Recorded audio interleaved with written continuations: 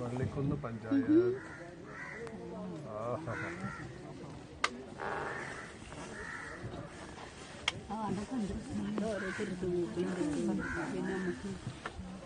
English സിനിമത്തെ മാറ്റില്ല.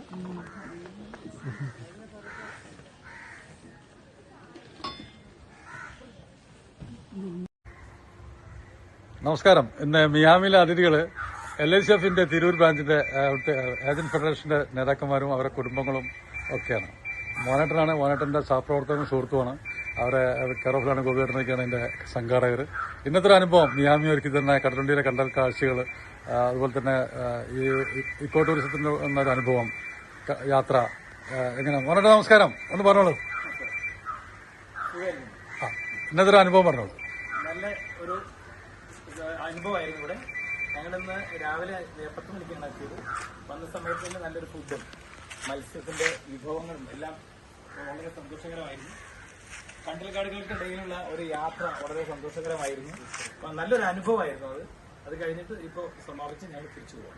വളരെ സന്തോഷകരമായ യാത്രയായിരുന്നു, വളരെ മനോഹരം. എല്ലാവർക്കും മേഡം പറഞ്ഞോളൂ.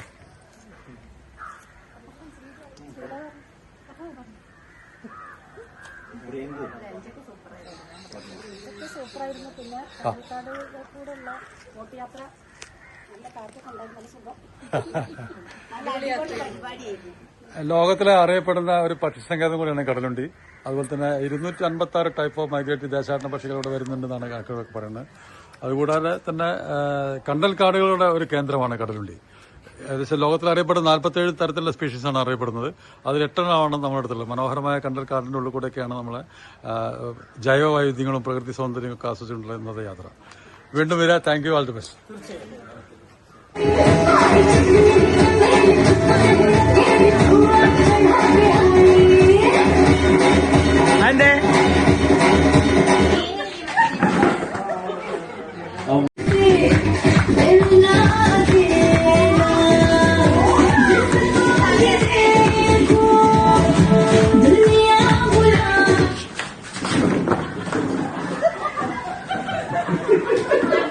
മുങ്ങിയിട്ട് ഇങ്ങനെ പറയും.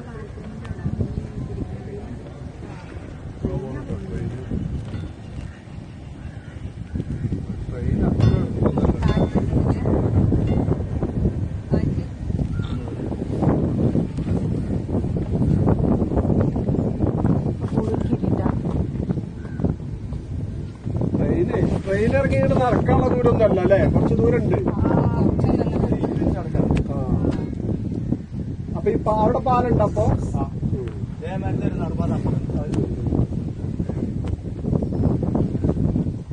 ഓരോ തുരുത്തിലും ആളുകളുണ്ടല്ലേ, താമസക്കാരുണ്ടല്ലേ. ഇപ്പൊക്കെ പാലായില്ലേ എല്ലായിടത്തും.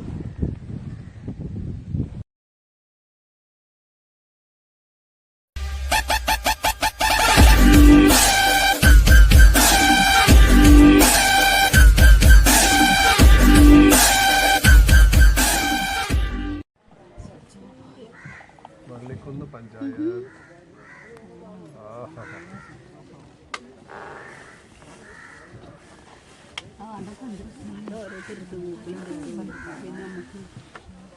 ഇംഗ്ലീഷ് സിനിമത്തെ മാറ്റില്ല.